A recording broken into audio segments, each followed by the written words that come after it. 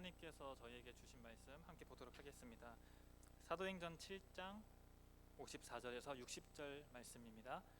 사도행전 7장 54절에서 60절까지의 말씀 함께 읽도록 하겠습니다. 시작. 그들이 이 말을 듣고 마음에 찔려 그를 향하여 이를 갈거늘 스데반이 성령 충만하여 하늘을 우러러 주목하여 하나님의 영광과 및 예수께서 하나님 우편에 서신 것을 보고 말하되 보라 하늘이 열리고 인자가 하나님 우편에 서신 것을 보노라 한데 그들이 큰 소리를 지르며 귀를 막고 일제히 그에게 달려들어 성 밖으로 내치고 돌로 칠세 증인들이 옷을 벗어 사울이라 하는 청년의 발 앞에 두니라. 그들이 돌로 스데반을 치니 스데반이 부르짖어 이르되 주 예수여 내 영혼을 받으시옵소서 하고 무릎을 꿇고 크게 불러 이르되 주여 이 죄를 그들에게 돌리지 마옵소서 이 말을 하고 자니라. 아멘. 일상 영성이라는 주제로 설교를 이어가고 있습니다. 저희가 영성에 대해서 설교하기 전에 그럼 도대체 영성이 뭐냐 이를 먼저 생각해 보려고 하는데요. 우리 한국에서 영성이라고 했었을 때는 떠오르는 이미지가 하나가 있습니다. 그게 뭐냐면 무당이죠. 무당. 칼 위를 띄고 그 무당에 사람이 오면은 처음부터 기선을 제압하려고 당신 뭐 때문에 왔다 이렇게 말을 맞춘다든가 내가 말하지 않았던 비밀 그리고 미래의 일을 이야기하는 것들 이렇게 뭔가 신비하고 신령하고 두려움을 유발하는 것들 이런 무당과 같은 분위기가 뭔가 영적인 것 같다라고 생각하기 쉽습니다. 근데 이게 우리나라뿐만 그런 게 아니에요. 사실은 시대를 막론하고 어느 나라나 이렇게 신전에서 뭐 무녀가 뭐 신탁을 받아서 신비한 말을 한다든가 이런 식으로 어딜 가나 이런 우리가 영성이라고 했었을 때는 좀 신비한 이미지를 떠올리게 됩니다. 그래서 그런지 우리가 이 교회에서도 영성을 그런 뭔가 신비하고 새로운 능력 이런 것들로 생각하기가 쉬워요. 사실 이때 가장 희생되는 분이 있습니다. 그 누구냐면 성령님이시죠. 우리가 이상하게 영성이라고 하면은 성령님만 이렇게 생각할 때가 있어요. 우리가 요즘은 그런지 모르겠습니다. 그 부흥에 가면 영빨 좋다라고 하는 그 부흥 강사들이 이렇게 말을 하지 않습니까? 막 성령 받아라 하면은 이 성령 받으신 분들 어떻게 해야 되죠? 뒤로 쓰러져야 되죠. 그리고 성령 받아라, 예언 받아라, 치유 막 이렇게 하면은 뭔가 그 영성 좋다라고 하는 부흥 강사님들의 말은 뭔가 이렇게 성령님과 연결돼서 우리에게 두려움과 신비감을 자아내고 있습니다. 근데 과연 영성이 좋다라는 것이 정말 이런 것일까? 이렇게 뭔가 신비하고 두렵고 놀라운 일을 행하는 것들 이런 것들이 영성이란 것과 연결지어서 말할 수 있는 것일까 생각을 한번 해보려고 합니다. 제가 지금 신학생이니까 학교에서 수업을 듣고 있어요. 지금 성령론이라는 수업을 듣고 있습니다. 이 교수님께서 이 첫 수업 때 해주신 말씀이 있습니다. 그게 뭐냐면 본인께서 어렸을 때 이야기를 해주셨어요. 나이가 꽤 있으신 교수님이신데 어렸을 때 영성을 아주 강조하는 교회 다니셨다고 해요. 그래서 이 교회에서는 기도를 그냥 하면은 교인이 아닙니다. 이 강대상 하나는 부셔야 기도를 제대로 하는 교회였다고 해요. 실제로 그 목사님께서 이 강대상을 몇 번을 부셨다고 합니다. 기도를 이렇게 그냥 안 하고 이렇게 치면서 기도를 하시니까. 근데 이 목사님께서 어느 날은 이런 말을 하신 것 같아요. 이 영성이 깊어지려면 정말 영성이 있는 사람이라면 방언을 해야 된다. 그러니까 이 교수님이 어린 마음에 내가 방언을 받아야 되는구나 이 생각을 하시고 하나님께 방언 달라고 엄청 기도를 했다 그래요. 그래서 막 기도원도 가시고 중학생밖에 안 됐는데 막 기도원도 가시고 산에 올라가고 나무 하나 뽑으려고 큰 나무는 무서우니까 조그만 나무 이렇게 막 흔드시면서 기도를 했다 그래요. 방언 달라고. 근데 잘 안 되는 거예요. 정말 근데 이번엔 진짜 안 되겠다. 내가 하나님 이번에 안 주시면 나 죽겠습니다. 목숨을 걸고 다시 기도를 하러 가셨다 그래요. 근데 이때 방언을 받으셨다 그럽니다. 그래서 너무 기쁘셨대요. 와, 내가 드디어 방언을 받았다. 내가 드디어 영성이 깊어졌다. 너무 기쁜 마음에 그냥 걸어서 집에 가지 않으셨다고 합니다. 그 기도원에서 집에 가는 그 동네까지 방방 뛰면서 집에 가셨다 그래요. 그러면서 교수님이 질문을 하나 하셨습니다. 내가 그리고 나서 집에 동네에 돌아왔을 때 제일 먼저 한 일이 뭔 줄 아느냐 질문을 하셨어요. 뭔지 모르겠으니까 다들 멀뚱멀뚱 있죠. 교수님이 하신 말씀은 싸움질이다 라고 그러셨습니다. 교수님께서 하고 싶었던 말씀은 내가 그렇게 기도 막 했어. 영성이 깊어졌고 방언까지 받았습니다. 근데 정작 동네에 돌아와서 한 일은 싸움박질이었다라는 거예요. 그 말은 정말 내가 자신이 영성이 깊어졌다라고 말할 수 없었다라는 것을 말하기 위해서 이 얘기로 수업을 시작하셨습니다. 그러니까 우리가 영성이라는 걸 생각할 때는 우리 삶과 아주 밀접한 것이다라고 생각하는 게 저는 맞다라고 생각이 들어요. 특별히 저의 주변에 있는 사람들, 이 사람들에게 내가 어떻게 대하느냐, 이런 나의 태도는 영성과 떨어질 수가 없습니다. 근데 감사하게도 우리 교회에 다니시는 분들은 아마 이런 생각이 굉장히 자연스러우실 거예요. 제가 그걸 알고 있습니다. 저도 우리 교회에서 청년 시절을 보내면서 배웠던 정말 좋은 하나가 뭐냐면, 한 사람의 영성이란 뭐냐, 바로 다른 사람, 자신이 허용할 수 있는 그만큼, 다른 사람을 허용할 수 있는 그만큼이 자기 영성이다 라는 가르침을 제가 받았습니다. 근데 이제 우리가 한 가지 주의해야 될 게 있죠. 다른 사람을 허용하고 포용하고 허용하는 것이 영성이다 라는 얘기를 하려고 할 때 우리는 착각할 수가 있어요. 뭐냐면 우리는 내가 좋아하는 사람, 매력적인 사람, 도움이 되는 사람은 누구라도 이렇게 허용하지 않습니까? 근데 이런 사람들과 관계를 잘 맺는다라고 해서 내가 관계를 잘하고 있구나, 내가 다른 사람을 잘 포용하고 있구나 라고 생각하기 쉽다라는 것입니다. 근데 이런 사람들은 사실 내가 포용하고 말 게 없죠. 그냥 오면 땡큐인 사람들이지 않습니까? 교회에서 말하는 다른 사람을 허용하자, 포용하자, 용서하자, 받아들이자 라는 것은 포용하기 어려운 사람, 저 사람 좀 그런데? 심지어 객관적으로 생각했을 때 저거는 진짜 객관적으로 생각했을 때 저 사람 문제 있어, 저 사람 받아들이면 안 돼 라고 하는 그 사람까지도 포용하고 허용하는 것까지 말씀하고 계시다라는 것이죠. 근데 우리가 왜 이렇게까지 해야 될까? 먹고 사는 것도 사실 힘든데, 내 주변에 부모님, 자녀, 친구 관계 이 치고받는 것도 너무 힘든데 무슨 그렇게 다른 그 힘든 사람까지 포용을 해야 되느냐? 그 이유가 있죠. 그 이유는 다른 게 없습니다. 하나님이 그렇게 말씀하셨기 때문이죠. 저희 레위기 19장 18절 말씀 한번 보도록 하겠습니다. 함께 읽어볼게요. 시작. 원수를 갚지 말며 동포를 원망하지 말며 내 이웃 사랑하기를 내 자신과 같이 사랑하라. 나는 나 여호와니라. 예수님께서도 이 말씀을 인용하시면서 원수를 사랑해라, 박해하는 사람을 위해 기도해라 라고 말씀을 하시는 거거든요. 심지어 예수님 그렇게까지 말씀을 하셨죠. 사랑하는 사람을 사랑하는 건 세리도 한다, 형제만 무난하는 거는 다 한다, 이방인도 한다, 너네가 그 이상을 하지 않으면 나은 게 도대체 뭐냐라는 말씀을 하셨습니다. 다시 말해서 예수님이 원하시는 거는 더 이상의 것, 높은 것을 원하시는 것이죠.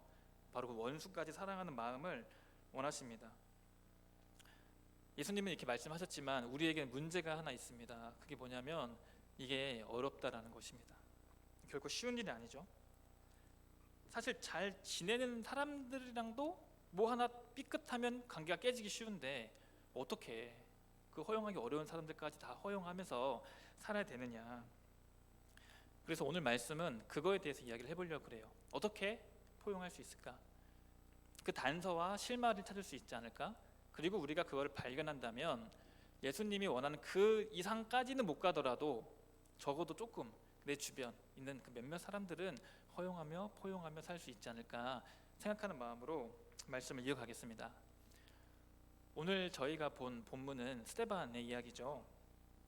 사도행전을 보면 스데반은 이 성령과 지혜가 충만했던 사람이고 이 많은 사람들한테 칭찬받는 사람이었습니다. 또 혹시 떠오르시는 분들이 있나요? 주변에 이런 분? 근데 이 스데반이 어느 날 논쟁을 했어요. 각지에서 온 유대인들이랑 이 회당, 지금으로 그때 당시 교회랑 비슷한 곳에서 논쟁을 벌였습니다. 이 말싸움을 한 것이죠. 근데 소위 말해서 이 스데반이 압승을 했습니다. 유대인들이 찍소리도 못했어요. 근데 이 사람이 사실 이 말싸움에 지면 좀 잠잠고 이 패배를 인정하면 좋은데 이 사람의 심리가 그렇지 않잖아요. 이 유대인들이 스데반을 고발해 버립니다. 그러니까 진흙탕 싸움으로 가자 이거죠. 이 스데반을 뭐라고 고발했냐면 저 사람이 율법과 성전을 거슬렀다라고 이야기했습니다. 율법과 성전을 거슬렀다. 왜 이렇게 고발했냐면 당시 유대 사회는 이 율법이 현행법이었어요. 지금 우리 율법 하면은 그치, 하나님 말씀 잘 지켜야지, 안 지키면 뭐 어쩔 수 없고, 하지만 뭐 지키면 좋지, 이런 식으로 생각한 게 아니라 실제로 안 지키면 처벌이 가해지는 실행되고 있는 법처럼 여겨졌습니다. 율법이. 그 율법을 거슬렀다. 특히 유대인들이 가장 중요시하는 율법 성전을 같이 거슬렀다. 그럼 이건 죽음을 면하기 어려운 것이죠. 그러니까 유대인들이 스데반을 죽이고 싶으니까 그렇게 고발을 해버립니다. 유대인들은 좀 치졸하죠. 자신이 옳다고 생각했던 것, 기존의 사고 이런 것들을 지키기 위해서 그냥 한 사람을 사형대에 올려 보내버렸습니다. 놀랍게도 이때 스데반의 얼굴이 천사처럼 빛이 났다 그래요. 천사와 같은 얼굴을 했다고 합니다. 그러니까 사람들이 자연스럽게 스데반을 이렇게 주목했겠죠. 얼굴에서 막 천사 같으니까. 이때 스데반이 설교를 하는데 이 사도행전 7장이 이 스데반의 긴 설교가 나와 있습니다. 근데 이 설교가 결국 무슨 말이냐면은 유대인들을 좀 이렇게 찌르는 말이에요. 얘들아 들어봐. 그 옛날에 선지자들이 있었잖아. 근데 이 선지자들이 한 의인이 온다고 예고했었어.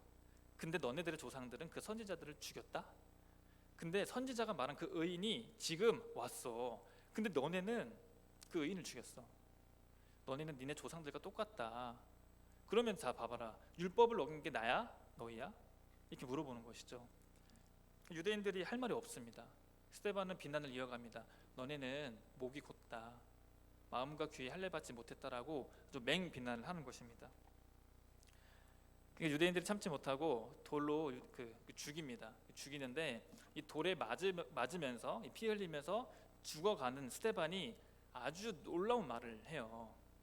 이 말이 얼마나 놀라운 말이냐면 이전에 유대인들에게 압승을 거뒀던 그 논리적인 말보다도 훨씬 위대한 말입니다. 심지어 얼굴이 천사처럼 변했으면서 그때 했던 그 설교보다도 더 놀라운 말을 하는 것이죠. 그게 뭐냐면 주여 유죄를 그들에게 돌리지 마옵소서라고 하는 말을 했습니다. 용서해달라고 하는 것이죠. 자기를 거짓으로 고발해가지고 진흙탕 싸움으로 간 것도 사실 받아들이기 어려운 사실인데 자기를 지금 돌로 죽이고 있는 사람들이에요. 그 사람들한테 지금 저들을 용서해 주세요라고 기도하고 있다는 것입니다. 이게 안타까운 것은 뭐냐면 그 당시 보고 있던 모든 사람들은 이 말에 감동받지 않았어요. 저 사람이 우리를 위해서 용서를 구하네? 나는 돌을 던지는데 저는 나를 용서를 구하네라고 감동받은 사람이 한 명도 없었습니다. 다 죽는 게 마땅하다 생각했고 사도 바울도 그때 보고 있으면서 죽어 마땅하지라고 생각을 했더라는 것이죠. 근데 스데반은 그들이 뭐 어떻게 보든 어떻게 생각하든 상관하지 않습니다. 그냥 기도하는 것입니다. 하나님 저들을 용서해 주시옵소서. 어떻게 이런 것들이 가능했을까요? 자기를 고발했던 사람들, 우리 뉴스를 보면은 고발하면 바로 맞고소하고 늘 싸우지 않습니까? 근데 자기를 고발하고 거짓으로, 근데 이젠 자기를 죽이려고 하는 사람까지 어떻게 용서를 구하는 기도를 할 수 있을까? 스데반이 그 용서를 할 수 있었던 그 비결을 우리가 조금 본다면 우리도 스데반처럼 그 용서를 구하는 마음을 가질 수 있지 않을까 생각을 해봅니다. 물론 스데반처럼 나에게 돌을 던지는 그 사람을 용서할 수 없을지라도 작은 돌을 던지는 내 마음에 스크래치를 내는 그 사람 정도는 네, 주님 저 사람을 용서해 주세요, 이렇게 기도해 볼 수 있지 않을까 생각을 해봤습니다. 스데반이 자기에게 돌을 던지는 그 사람들을 용서할 수 있었던 이유는 스데반은 뭔가를 봤어요. 뭔가를 봤기 때문에 스데반은 그들을 용서할 수 있었습니다. 그 본 게 무엇인지 말씀 다시 한번 보도록 하겠습니다. 시작. 스데반이 성령 충만하여 하늘을 우러러 주목하여 하나님의 영광과 및 예수께서 하나님 우편에 서신 것을 보고 말하되 보라 하늘이 열리고 인자가 하나님 우편에 서신 것을 보라 한데, 스데반이 본 거는 다른 사람이 아니라 예수님이었죠. 근데 예수님이 그냥 예수님이 아니었습니다. 예수님이 어떻게 하고 있냐면 서 계셨습니다. 이 성경은 이걸 지금 강조하고 있어요. 서 계시다라는 것을 강조하기 위해서 각 절에 예수님께서 지금 서 계시다 말을 하고 있는 것입니다. 이게 사실 독특한 것입니다. 왜 그러냐면 보통 예수님은 하나님 우편에 어떻게 하고 계실까요? 앉아 계시죠. 앉아 계십니다. 예수님께서 누가복음 23장에 의하면 인자가 22장인가요? 인자가 하나님 우편에 앉아 있을 것이다 라고 얘기를 했습니다. 사도 바울도 그리스도께서 하나님 우편에 앉아 있다라고 쓰거든요. 근데 이 사도행전에서는 예수님이 지금 하나님 우편에 서 계시다라고 말을 하고 있는 거예요. 뭔가 이유가 있는 것이죠. 도대체 예수님은 왜 서 계셨을까요? 하나님 우편에 앉아 있어야 마땅하신 분이 왜 잠깐 일어서서 하나님 우편에 서 계신 것일까? 그 서 계신 이유가 있습니다. 예수님이 서 계신 것은 지금 예수님이 누군가를 변호하고 있다는 것을 뜻합니다. 로마에서 변호사들이 변호하고 있던 그 모습이에요. 지금도 변호사들이 재판장에 가면은 판사 앞에 서서 변호하지 않습니까? 이 사람 죄가 없다. 서서 변호합니다. 지금 그것을 말하고 있는 것입니다. 예수님 그러면 누구를 변호하고 있는 것일까? 그걸 잠깐 또 보려고 합니다. 누가복음 23장 34절 말씀을 다시 한번 읽어보도록 하겠습니다. 시작. 예수께서 이르시되 아버지 저들을 사하여 주옵소서 자기들이 하는 것을 알지 못함이니이다 하시더라. 예수님은 지금 십자가에 달리시는 상황에서 그 사람들을 용서해 달라고 하나님께 기도하고 있어요. 저들이 지금 무슨 짓을 하고 있는지 모릅니다.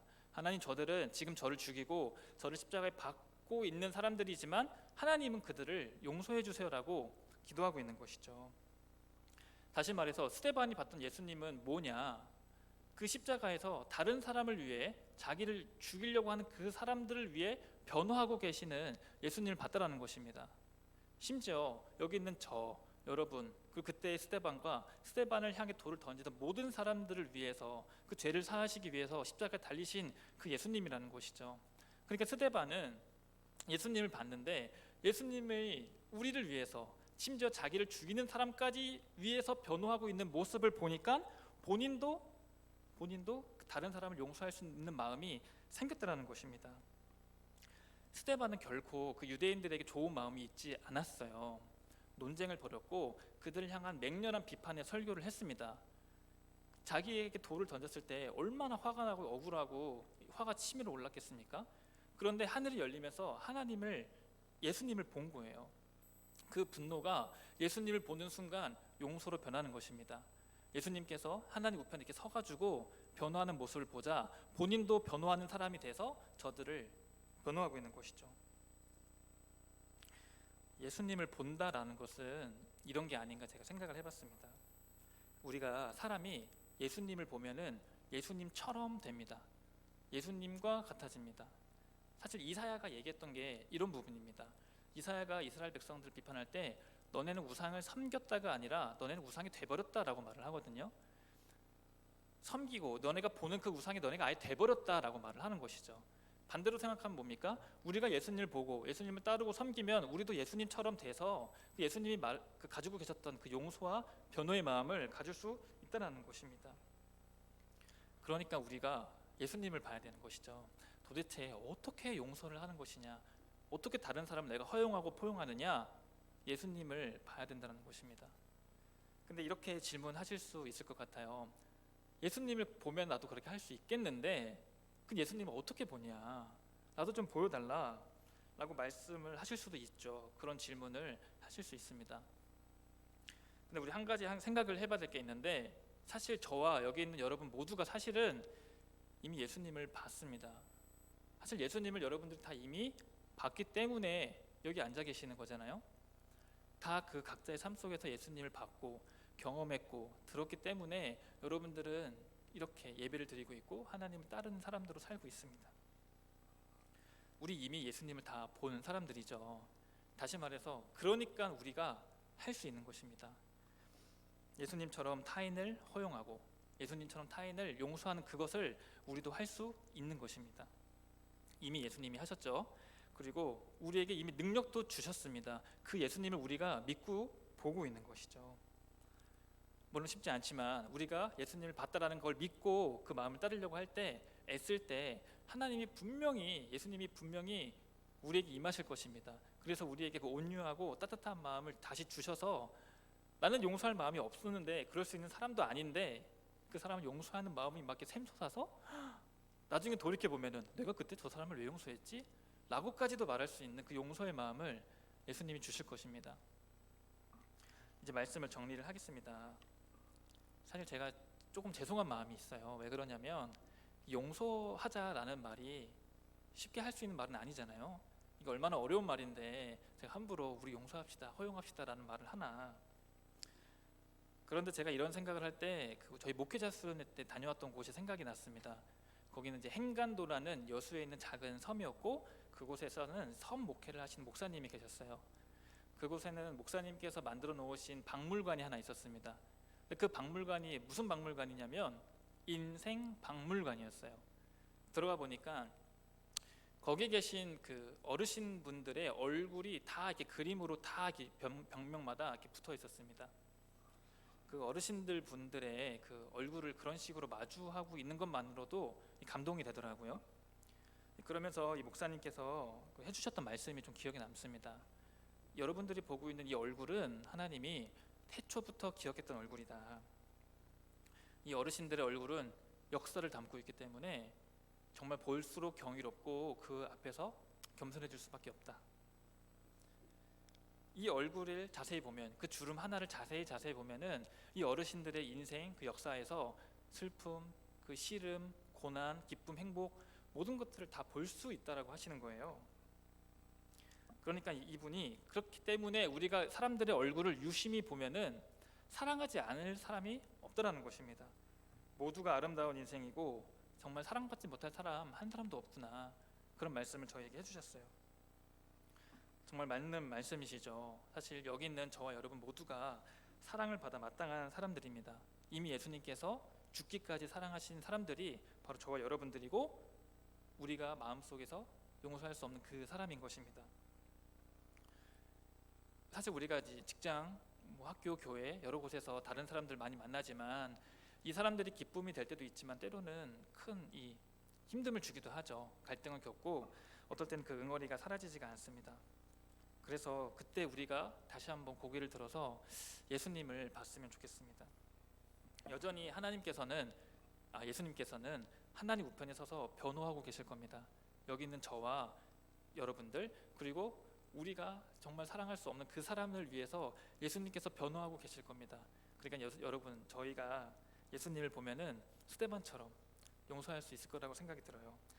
이렇게 저와 여러분들이 예수님을 보면서 다른 사람을 허용하고 포용하고 사랑하면은 정말 우리 교회가 사랑이 넘치는 교회, 정말 하나님께서 원하시는 그 사랑이 넘치는 교회가 되지 않을까 생각을 해봤습니다. 그런 소망을 가지면서 설교를 마치도록 하겠습니다. 기도하겠습니다.